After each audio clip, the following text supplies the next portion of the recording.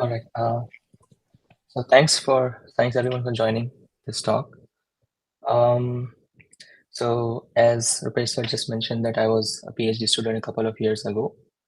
I completed a PhD on working on speaker diarization, which is one of the sub areas in uh, speech research.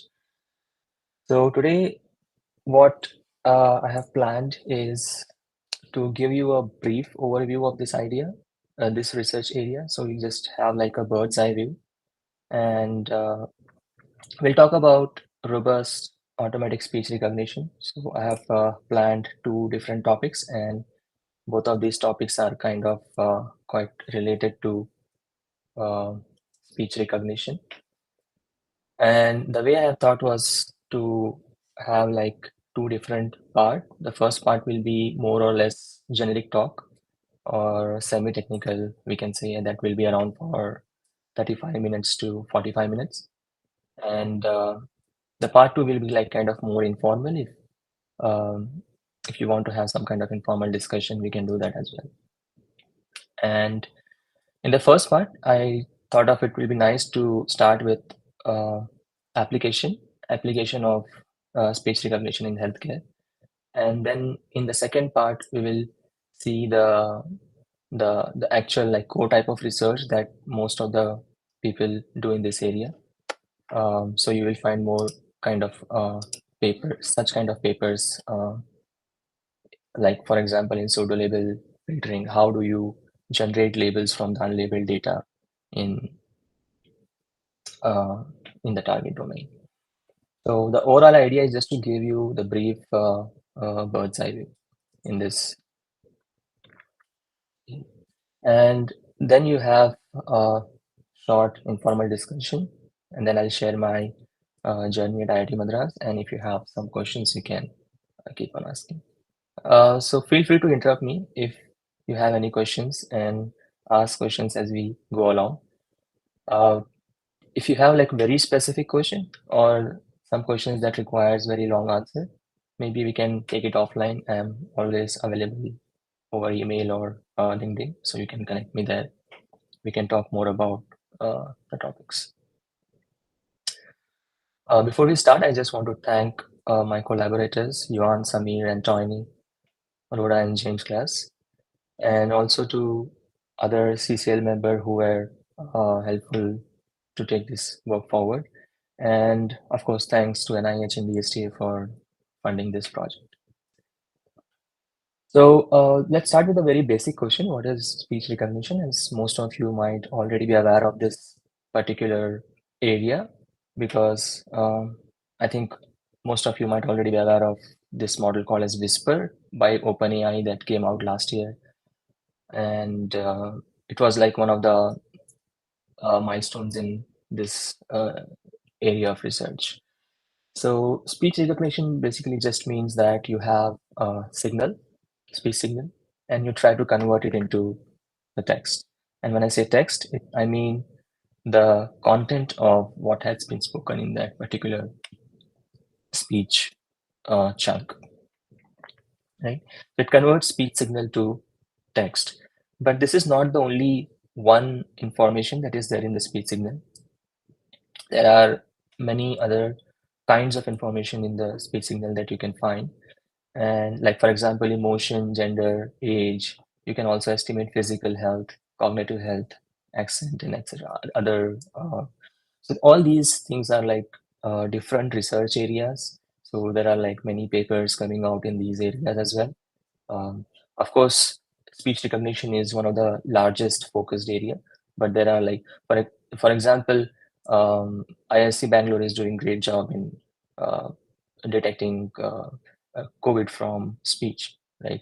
So this is one of the most active area over there. And we are working on cognitive health, as we'll see in some future slides, right? So let's start with the first part of the talk, which is basically application of speech in cognitive healthcare. So the condition that we are focusing is basically called as dementia. And how do we detect dementia from speech? So dementia is nothing but impairment of the ability to remember, think, or make decisions.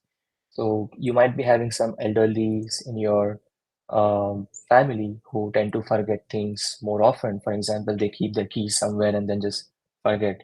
And in worst case, sometimes some people are finding it difficult to recall their names as well. So that's unfortunate, but this happens. This happens as we age. And the most common form of dementia that you might be aware of is Alzheimer's disease, which is kind of more extreme case of dementia. The way to diagnose this kind of condition is so they have like different stages of diagnosis. So the very first stage that we have is interviews. So these are called as a neuropsychological interviews, where there is one examiner and there is one subject. An examiner will pose questions to the subject, and those questions are designed in very scientific manner that will test different things like memory, attention, reasoning, language, any like verbal skills. So based on all the answers to the question, examiner will try to assign one score to one particular subject, and that score denotes um, the cognitive condition of that subject. And these interviews can be really, really long. It can be like around 1 hour or 1.5 hour. This is like um, different from regular ASR data set that we have, where like we have like some 10-second, 30-second audio recorded, and we try to convert that into text. But these will be like very long recordings, around 1 to 1.5 hours long. And as I said, this is only the first stage of diagnosis, and later on, if required, examiners can send the subject for more expensive and sophisticated tests like brain scans and other tests. So the motivation for this work is basically if we detect it early, so we can change the lifestyle, and we can also try to delay the onset of dementia. And there has been various studies that have shown that if we do some kind of therapy, or so we do some kind of physical or mental exercises, uh, that can actually defer the onset of dementia, if not reverse it. And the other motivation was, can we do it from speech? Speech is like quite free, right? It's quite cost effective. And you know that every brain scan is quite expensive. So here in the United States, it's like around $5,000 per scan. So can we do it from speech, and can we do it accurately? Accuracy is also very important because this is a healthcare, and we cannot compromise on accuracy and the quality of the output, right? So of course, the goal is to detect dementia using speech. And as we go along, I also show some results that examiners are actually influencing the final outcome of the automatic system. So the idea over here is, how can we mitigate the biases that are coming from examiner's speech or examiner segment? We try to keep that in mind as well while developing the system. And the third and the most important part was interpretable system. We wanted to make the system as interpretable as possible because this is a healthcare system, and if we give this system to medical practitioner or doctors, they'll just say, "Hey, we don't accept this system because um, we want to see what's happening inside it and whether it is kind of correlating with what we think is right." Right. So it's very important to have interpretable systems in health, at least healthcare domain. And the very big picture that we have in our mind for like futuristic goal is to detect dementia directly from subject speech in real time. Or you can think that, can we have some kind of application just sitting inside your phone, and that can help subject or people to detect dementia. For example, you have that one application in your phone, and that application is able to say, "Hey, like I think that you might suffer from dementia, like maybe after 5 years or maybe 10 years. So start working on it from now on." So that will be really helpful um, kind of application, right? So in this slide, I just show some questions and answers. So these are the type of questions that examiner asks, and these are the type of these are the type of reply, the answers that subject will give. A healthy subject would give these kind of reply, and the subject having dementia will give such kind of reply. So you can see that there are different kinds of questions that are posed. For example, the last one is testing the memory. The examiner asked to repeat the numbers that in particular order. So healthy subject would be able to do that properly, but subject with dementia will find it difficult to do the same, right? And for example, this task is a repeating story task. So here, healthy subject would find it fairly easy to repeat the story. Of course, they will also miss some of the uh, sentences, but in case of dementia, the sentences will be like more broken, and they actually really struggle to recall what has been told by the examiner. So this is the snapshot from the real data set that we have. Uh, this is a conversation between examiner and one subject who is already suffering from dementia, and from the hospital we got the data that has only start times. So we processed it to find the uh, end time of this uh, like segment. For example, from here to here, you can see there is one speech segment, and we try to find the end time of the speech segment using a Montreal force aligner. That's a different algorithm that I mean that's useful for detecting the boundaries. Like for example, here you can even have like word level boundaries. You can also have like segment full sentence level boundaries. And of course, there are like some inter-speaker silences that we need to remove before processing everything. So if we remove using automatic system, we call it as VAD. This is voice activity detection system. And if we take the speech, non-speech information from the ground truth, that we call as Oracle VAD. Right? And regarding data set, we have around 100 hours of data, which comprises of around 92 long recordings. And there are 21 subjects who are suffering from dementia. So this looks like a small data set, but in case of cognitive healthcare domain, this is one of the largest data set which is properly annotated and um, nicely labeled.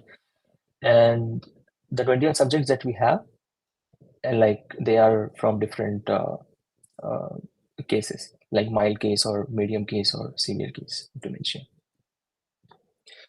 So, so one of the motivations was to mitigate the examiner's influence. So just to show some of the results. So I'll show the system how the system looks like, but just to Nauman, I show have a some of the question. Are you here? yeah, sure, sir. So, because the responses look as if the person is searching for an answer, uh, Mhm. would, for example, tracking eye gaze also be an interesting way to look at this problem? I mean, of course, you may not have Yes, the data set. yes, of course, of course. Yeah, so that is, I think there are some people who are trying to work in that direction. So uh, I think Google, they have like tried some kind of retina scans to identify some health issues in the in the subject. But of course, eye gaze is also one of the important thing. So uh, so in the documentation that they have, so these examiners are like quite trained examiners.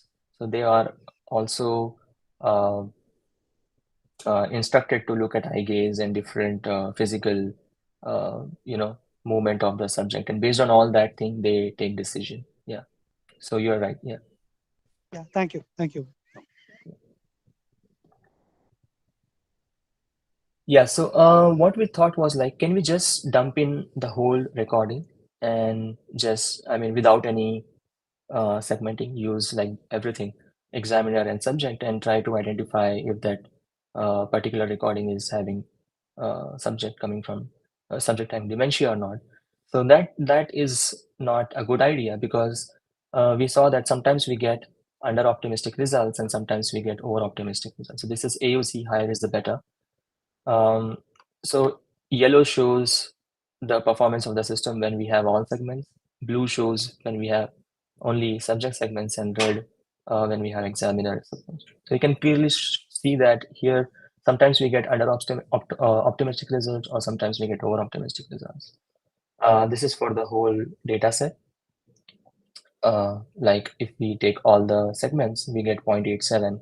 If we just try to identify dementia from examiner segments, we get 0.86, and if we do it from only subject, we get 0.81, right?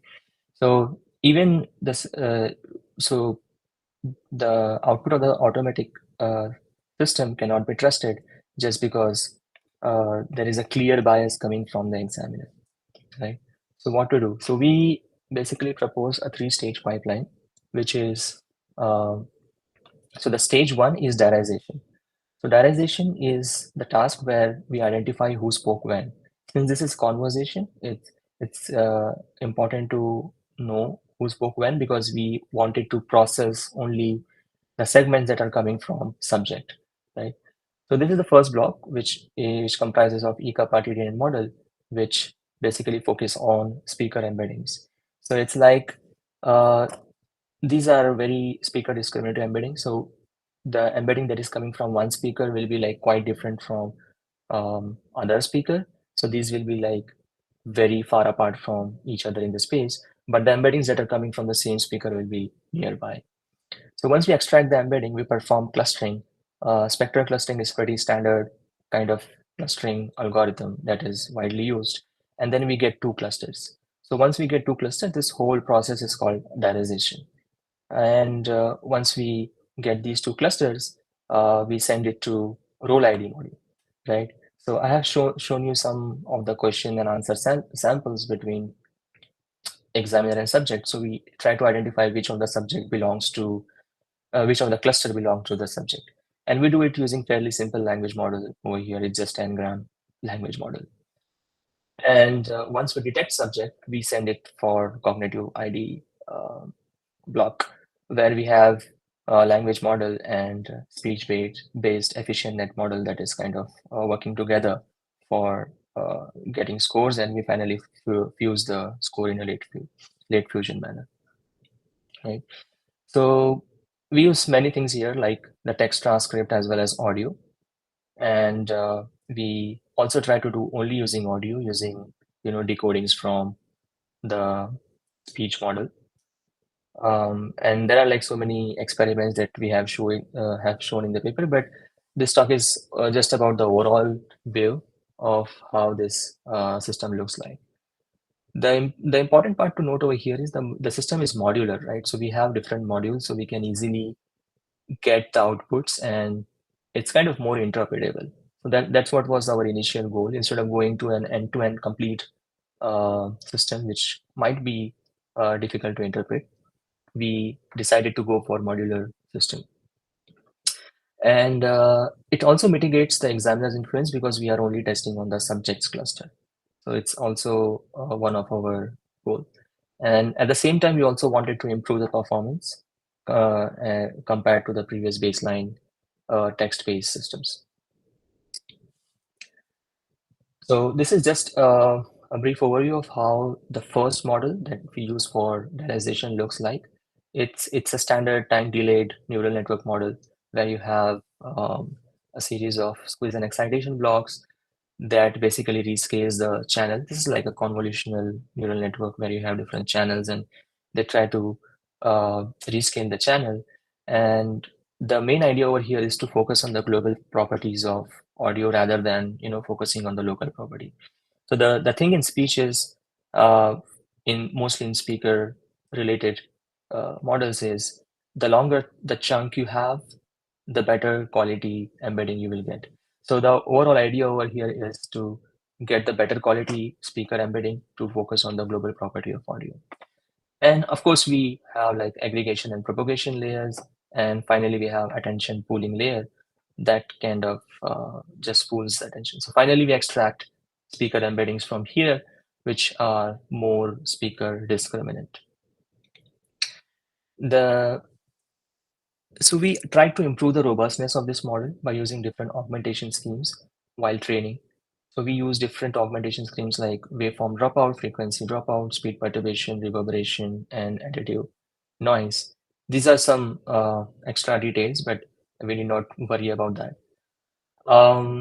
And for batching scheme, we use one trick where we basically what we did was we presented all these different views along with the clean audio in the same batch to the model.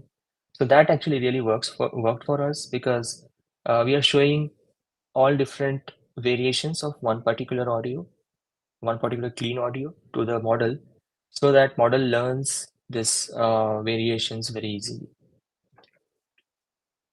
And since the eCuppa model was kind of data hungry model, so we use external data set, and these are some of the results just to show that this model is suitable for these kind of tasks, right? So we also compared with other state-of-the-art techniques. We found that it's kind of performing considerably well. We also, as I also talked about the augmentation schemes, we also tested if this augmentation scheme is really useful. We found that it's indeed useful compared to the other augmentation schemes. So these are error rates. So lower the number, better is the performance. I'll keep on switching between error rates and accuracy AUC. So uh, I'll just let you know if it is error rate or accuracy. And we also tested under different microphones. So in speech, it's very common to test the models under different situations because once you train model on one particular microphone, it's highly unlikely that it will also work on other kind of microphones. But our model is fairly working well on other microphones. So these are the results on other standard data set, which is called as the AMI corpus, not on the health data. This is just to see if the model is working well or not. For cognitive ID block, the final third block, we use very simple convolution neural network based model, which is called as efficient net model. It's quite easy to train this model, and it's very small model, right? So we can do a lot of experiments. So that's the only reason we went for this model, and it has also shown a very impressive performance in vocal sound classification. So we thought that it will also be nice to use the same model for cognitive ID block. And these are results on the health data set that I have been talking about. So this is the result. As I mentioned that we can tap the output from each of the module, like there are 3 stages. So we can tap the output from each of the stages and we can actually see how it performs after each of the stages, right? So this is the performance after diarization stage. And this is speaker error rate. So lower the number, better is the system. And as also mentioned about the segment length. So as we keep on increasing the segment length, of the audio, like we get better performance, right? And these are the baseline performance, which are like um, audio converted to text based diarization, which still have like very high uh, error rates. And we also tested the quality of clusters after diarization when we found that the cluster duration ratio is more or less constant. So when I say cluster duration ratio is, so we have 2 clusters, right? So you take the size of one cluster divided by another size of another cluster. So that's what is the cluster duration ratio. We just wanted to make sure that it's the sizes of the cluster are not too much different because sometimes it happens in realization that um, everything converges to one cluster. So that's not basically happening here. So we found that the audio-based diarization works better than only text-based diarization. Um, Coming to the second stage, which is role ID stage. So this is a performance of the role ID stage where we show the purity of cluster. So you can see on x-axis there is the purity of subject cluster, and on y-axis it's number of interviews. You can see that this distribution is kind of shifted towards the right. So more or less, most of the clusters that we have are pure, like more pure. And finally, coming to the final part of this whole system, which is the third section, which is the performance on the cognitive ID. We tested this on both the modalities using text as well as speech. So we varied as I mentioned that we are kind of fusing the scores of text and speech modality. So we varied the scores of text modality, and 1 minus of this score is given to the speech modality, right? And this is AUC, so higher the number, better is the performance. And these are two of our systems, this the red one and the blue one. The blue one is using Oracle VAD, where we take the speech, non-speech information from the ground truth. And the red one is like you just dump in the audio and everything will be taken care by the system. We still uh, get a reasonably good performance if we use only text or only audio. For example, here, when we keep the weight as text modality weight as 1, we get certain performance around 0.76. And if we keep uh, it 0, so it means that we are taking decisions wholly based on audio. But when we merge both of these modalities, we found that we gain the performance improvement by quite a lot margin, right? So we are around like 0.83 and 0.76 in case of uh, VAT system. So these are like the state of the art result, but still uh, it's not very great as far as, because this is a healthcare system. Um, so we found that text plus speech shows better performance, and we also tried to mitigate the examiner's influence basically on the final outcome of the automatic system. So these are the results of this particular system.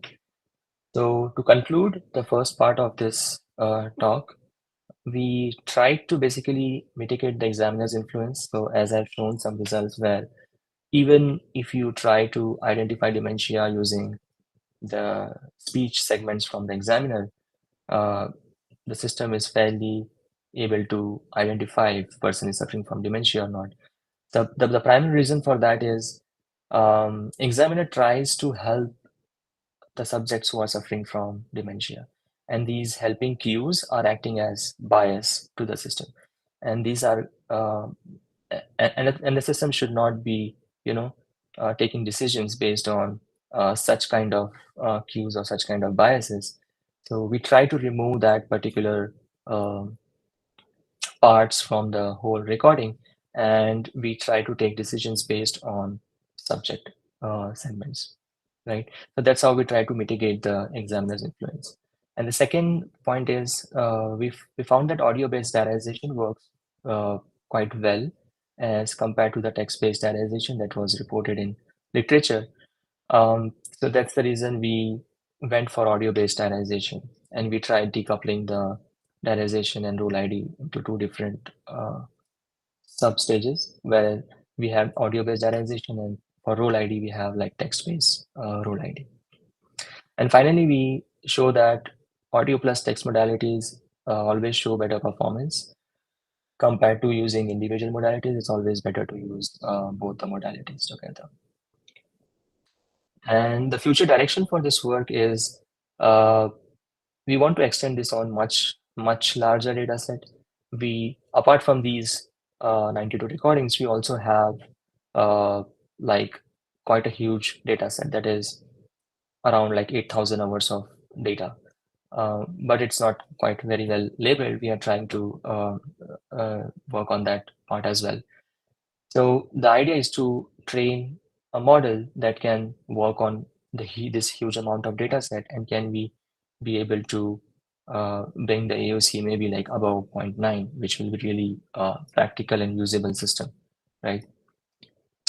And the other future direction that some of my colleagues are looking into is can we have an end-to-end system without losing interpretability? So this is always a big question uh, in uh, in deep learning, where we have like these big models, and can we have um interpretable systems using these big models, right?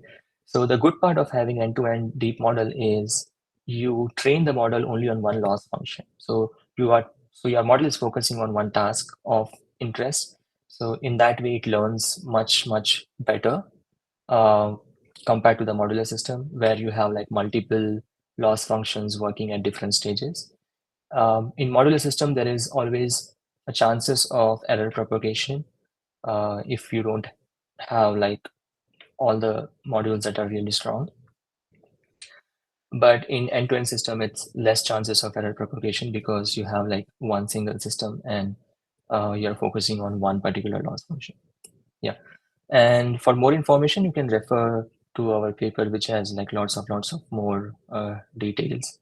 You can have a look at it if you have. So before moving to the next part, let me ask if stop here and ask if you have any questions. Um, I can just quickly take questions if you have any questions, and Yeah, then we one. can move on to question. Yeah. So, Norman, these on the last slide you had on slide 18, you were Hmm. showing the performance of the system, Yeah, and yeah, these values, let's say 0.83 and 0.763. If we have yeah. to uh, improve these values, uh, Hmm. are these two future directions that you mentioned sufficient, or is there something more that is required to achieve the best possible, let's say, accuracy? Yeah, that's a very nice question. Uh, the short answer is I don't know. And the the the possible potential directions could be like, as Narisa just mentioned about the eye gaze and things, right? Can we have so here I have used text and speech modalities. Can we include more modalities? Like for example, sir was just talking about eye gaze. Can we have some kind of video recording as well? Mhm. So data set that we are using is having only audio and text. So these data sets have been recorded since last 50 years, and it's very difficult to record such kind of data set. So they just recorded audio and text. But of course, if we have like more modalities, that will be really useful in that context. And then of course, end-to-end system, I really think that it might improve the performance, but interpretability might be a question over here because uh, the health practitioners, what they think, what they, so even if the accuracy is a little bit less, they are okay with it, but they want to know what's happening inside. Right. But I'm sure end-to-end systems will improve quite a bit. Yeah, Sure. Thanks, Norman. Rajesh, please go ahead. I have a basic question. So, in sure. the text generation, generated text, right? So that is also generated from the audio, or is it? I mean, because the questionnaire will already be written down, right? Correct. So the So text transcripts, this block over here, this is the manual transcription that we used. Okay. We also experimented without manual transcription by using generated yeah, text that's just there. to see how the performance is. Um, so it works fairly well. So I have not covered that in this particular talk that's there in the paper, but it also works fairly well. From if you just do it from the audio. But if you include the actual text, the performance is much better, as we have seen the point 0.8 So performance. I have a couple of more questions. That's also basic. Sure. Yeah. So the other question is, you have mentioned at some point in between the audio there will be a silence by the Hmm. subject or something. So Hmm. do we? I mean, remove the silence or something? Uh, Yeah, so removing silence is very important over here.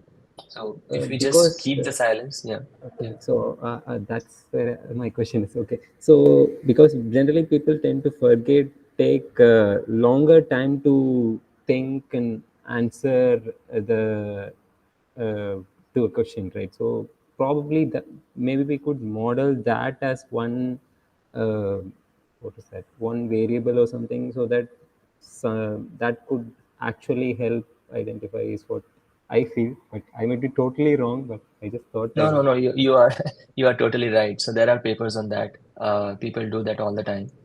Okay, okay. So here I have mentioned that it's an inter-speaker silence, right? So Yes. this silence is not much of use because Okay, this is these are inter speaker. silences Oh, I between see. Oh, two sorry, sorry. speakers. Okay. But no, that's okay. So these are like intra-speaker silences that we are trying not to remove those silences and use Okay. them in our system. And of course, there are various studies that make use of such silences to detect dementia. Yeah. Okay. Okay, so the other question is do you use parallelization somewhere in your training?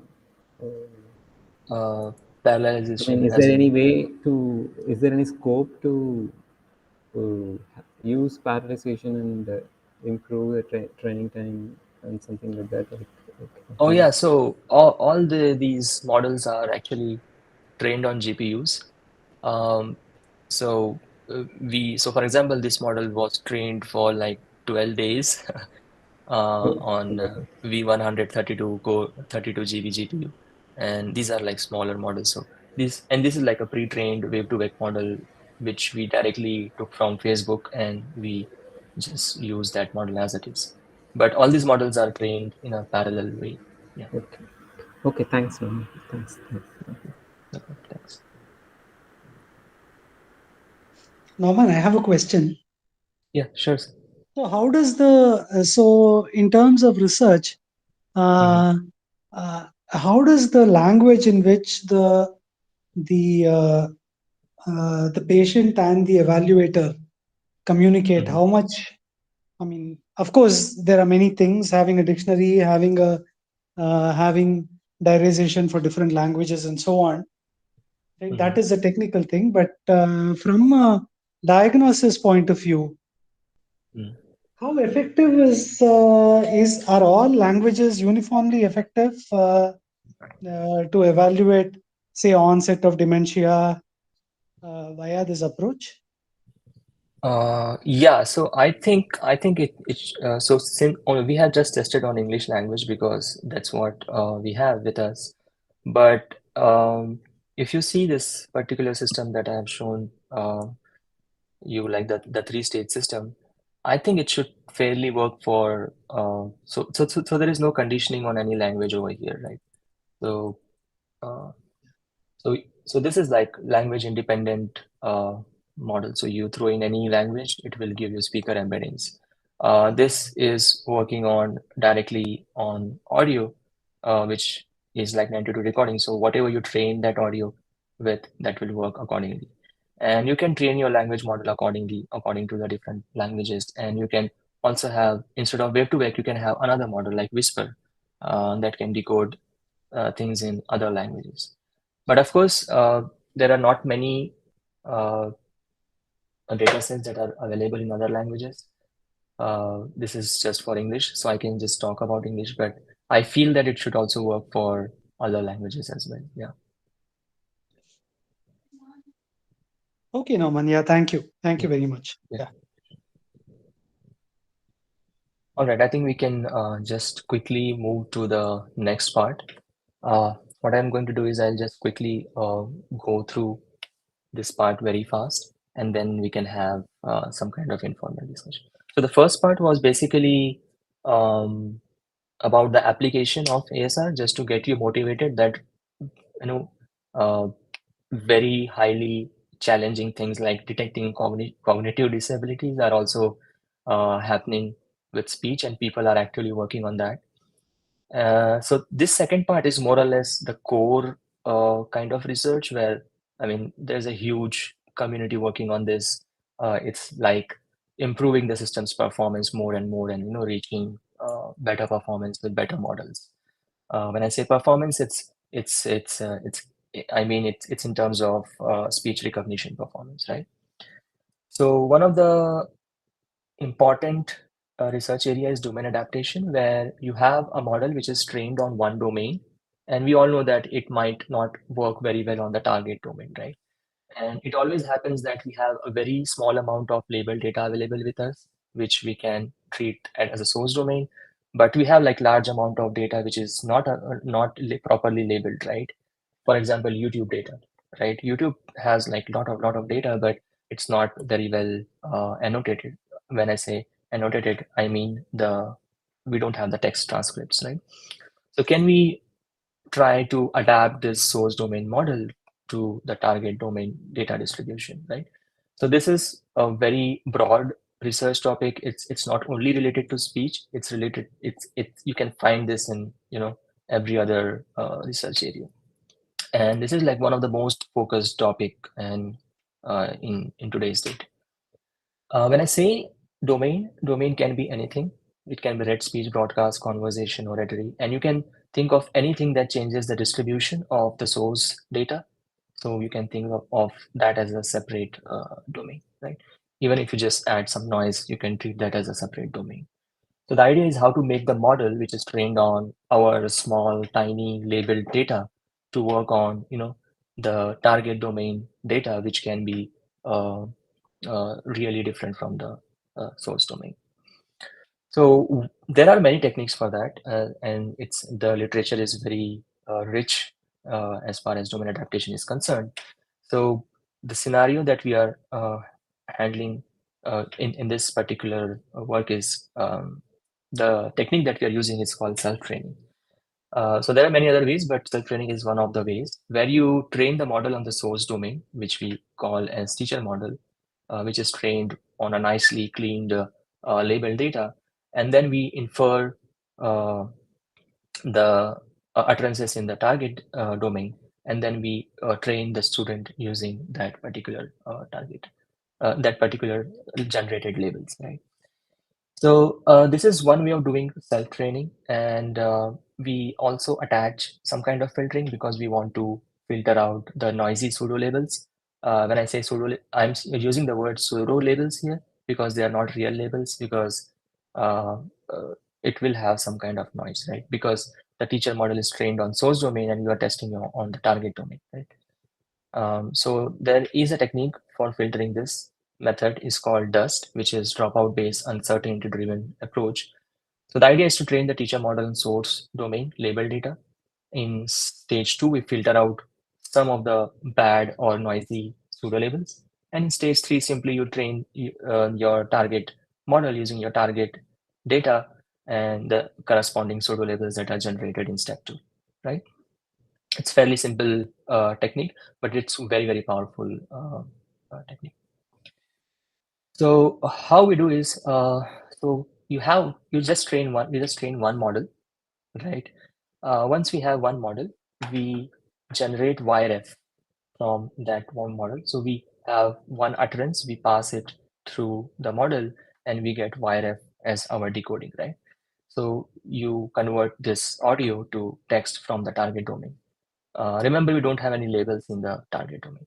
We also have T such models that we generate just by removing some connections from the model. So it's called as a dropout in literature. So we generate T such samples. Once we do that, we calculate distances between all these T decodings and our YRF decoding. And if all the distances are less than a certain threshold, we basically accept into the training data set.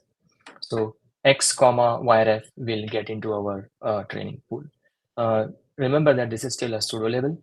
So the idea over here is to see if the model is consistent, to test the uncertainty of the model, right? How much model is certain. So you might notice over here is a smaller threshold will give you better pseudo labels as compared to larger threshold, right? If the distances are like very large, you will probably have like noisy pseudo labels. So it's better to keep the threshold small. We also found that this algorithm might fail when domain mismatch is quite high. So we propose several improvements. So first improvement is we want to increase the number of sampled utterances. So the value of T we want to increase as much as possible because it's like voting, right? You take voting from large number of T, you get better we get better consensus, right? And modified uncertainty. So originally we were using distances that are calculated based on words, but we thought of going much granular. We can calculate it using characters. That actually works quite well. And I already spoke about this part, which is improving the robustness of the model. So I'll just skip it. And also skip this model calibration part, maybe just because we are short of time. So just to show you some of the results, so this blue line over here, so this is the filtering threshold on the x-axis and word error rate on the y-axis. So lower the number, better is the performance. So if you see the source domain behavior, right, for smaller threshold, you get better performance. For larger threshold, you get worse performance. This is the expected behavior. But in case of YouTube dataset, which is shown in the green over here, it fails, right? So we try to use some kind of different techniques that I have just talked about um, to improve the that particular area of the dust algorithm, right? So you can see if we just increase the value of t, it actually makes the model more stricter, and uh, the behavior becomes as what we want. And these are some of the results for character-based dust. Let's skip this as well. So basically, if you have like final level of distances measured at the final level, it works better. And of course, we have like from M1 to M3, we kept on increasing data. We kept on adding different data augmentation techniques. So you can see that even by doing that, we achieve better performance. For example, over here, the M3 model is kind of giving expected behavior as compared to M1 model, which was breaking down, right? And okay, let's skip this part. This is like some of the results that we try to correlate model calibration and the robustness of the model and also the quality of pseudo labels. So all three things are related. Yeah, so you can look at this in the paper. And these are some of the metrics. We can also skip this part. Yeah. So to conclude the second part of the talk, I went through it very quickly, just in the interest of time. So the second part of talk was mostly about the core research that is going on in this area. And we saw how to generate labels from the target domain unsupervised, unlabeled data. And as you have seen, the last year's models like Whisper have been trained largely on weakly labeled data. So this is a very active area of research. And we also saw that this algorithm might not always work. So we also suggested some of the improvements to the model. And we find there is a strong correlation between the model calibration and pseudo-label filtering. The quality of pseudo-labels that we get is very, very strongly related to calibration, and also to the robustness of the model. So more details can be found in paper. Yeah, so can we have like quick questions? After that, I will just talk about just my journey at IIT Madras, just to motivate some of you. Yeah, one question, Nauman. So, Sure. see what happened. I mean, it's more at a high level, not probably a technical one, but maybe meta technical. Yeah. So, what happens in many of these DL, in particular, let's say speech related research, is that a lot of emphasis is also on having the data, right data available, right? So, for Yeah. example, in this healthcare, you had those probably 100 hours of this audio which was available to you, right? So let's say Yeah. that somebody in India wants to work on this, and the faculty member does not have this data available. What are your Yeah. suggestions to such people to still do reasonable or reasonably good research in this speech area in particular? Yeah, so dataset is always a problem. So one thing would be like to curate the data, like in the technique that I suggested in the second part. So a lot of people are trying to go in take that direction, because some of the large models have that recently came last year have shown that you don't need to have like very properly curated data. But of course, for medical domain, it's a sensitive domain. So I'm not sure how can we do that, but the simplest thing is like collaboration. We can just reach out to someone who is having this data, and we can basically do that. But unfortunately, people who are having, like for example, hospitals, the data is coming from hospital. They want to work on this particular area, but they're also concerned with the privacy issues and stuff. Um, so what we kind of do currently is like we bring in a lot of collaborators. We are open with that as well. So we bring in ideas, we bring in collaborators, and they can work on this particular data as well. So that is one thing. But of course, in a very broad way, I think it's kind of very difficult to work on medical domain data. But as far as speech domain data, I think curating data is one of the things that is taking forward. As Andrew Ng says, right, this is a data age. So generating data is one of the most important tasks, and a lot of people are actually working hard on that. Yeah. Sure. Thanks, Nauman. All right, and just take a few more minutes just to, I thought I'll spend a full 10-15 minutes on this, but anyways, I'll just take a couple of minutes to talk about my journey at IIT Madras. It was really, I still have this kind of feeling. I still remember, I still miss the campus though. It's like I joined in 2014 for MS program with Professor C. Chandrasekhar, and I got motivated by the way he works, and so he works on various areas. So I decided to work on speech, and within speech, I started working. I was very curious about unsupervised learning, which is also considered as the hardest problem in machine learning.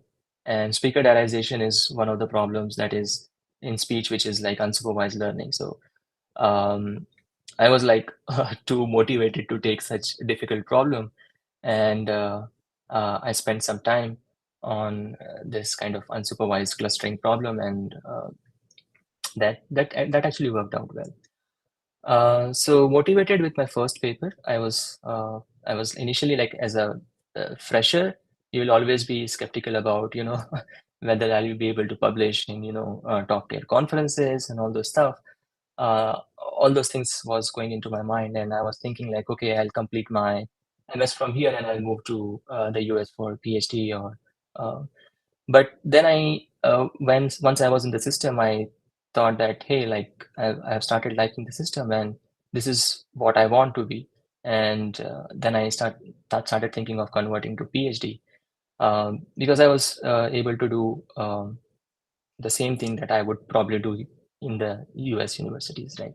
So I just decided to convert to PhD. I converted to PhD on MS plus PhD in 2016 with Professor Chandrasekhar and Himamurthy. I would love to say that I was really fortunate to have such advisors, like really, really supportive, both of them. Uh, I still remember I even took trekking gears from Hema ma'am, so I still for free. And we used to have like a lot of so many lab outings and several group celebrations. Yeah, I also remember. I think I owe a lot of coffee cups to you, Rupesh sir. You paid for me many times. So the environment in the department is quite lively, and I was kind of I enjoyed a lot. And of course, thanks to all of my friends, I kind of I cannot have like better friends. And yeah, there will be definitely ups and downs in PhD. This is very, very normal. So we have to learn how to deal with it, and and that's what we signed for it, right? You will face failures, you will face success. So PhD is like more about if you are going to, it's not about if you are going to fail, it's more about when, right? So you learn from the failures.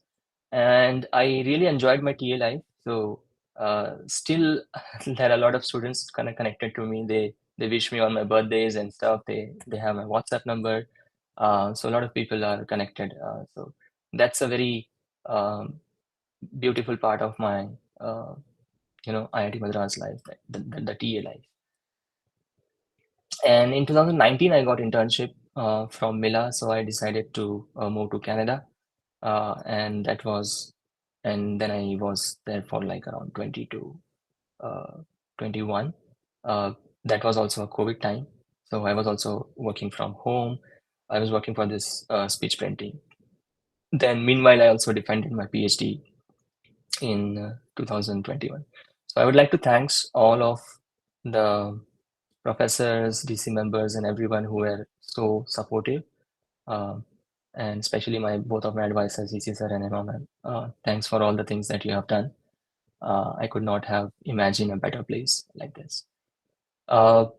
Thanks a lot for everyone.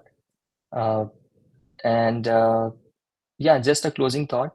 Try to collaborate as much as possible, just for young PhDs or any person who is looking forward to research, and learn from the mistakes. That's what I wanted to close this talk with. Yeah, thank you, and feel free to contact me. I'm always available. Just mail me if you want to discuss anything, if you want to collaborate, if you have any idea in your mind, just shoot me an email, or I'm active on LinkedIn as well. Not too much on Twitter, but yeah, so you can just connect me there. Yeah. Thank you very much for your attention. Thank you, Nauman.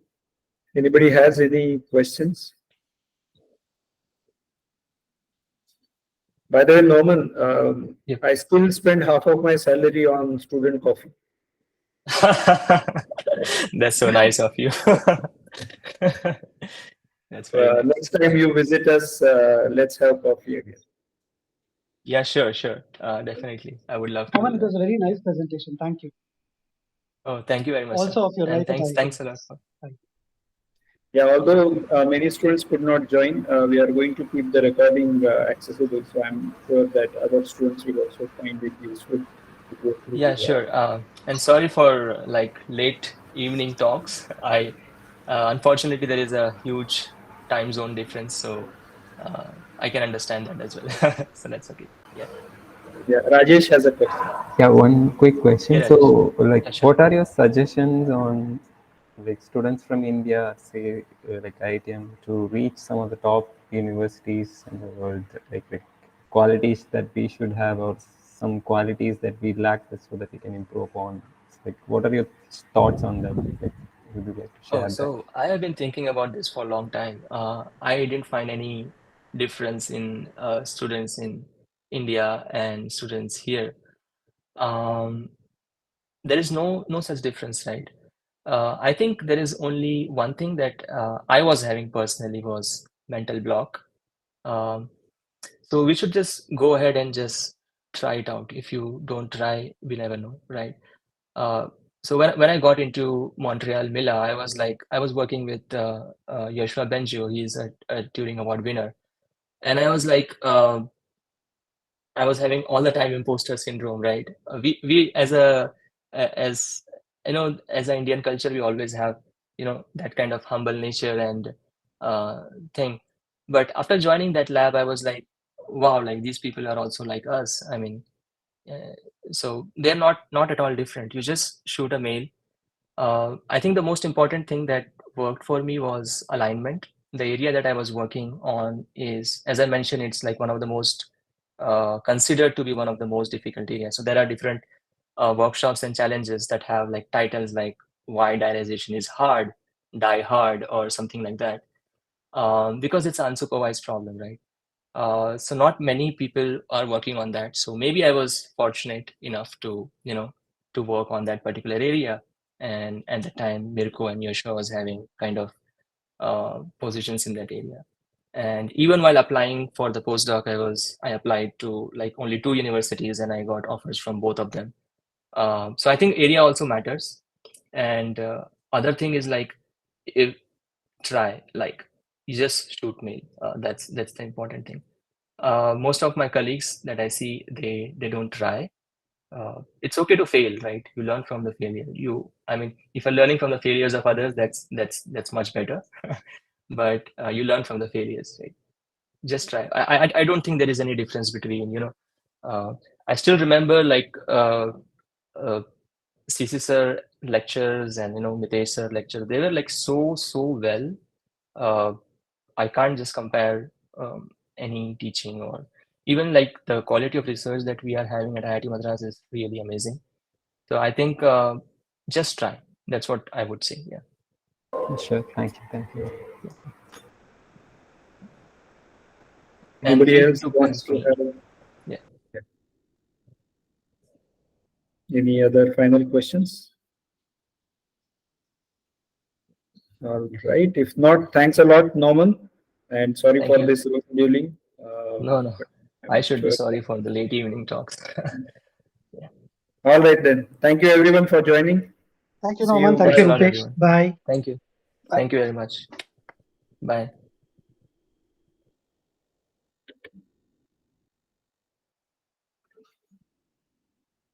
Thank you, Deepankar.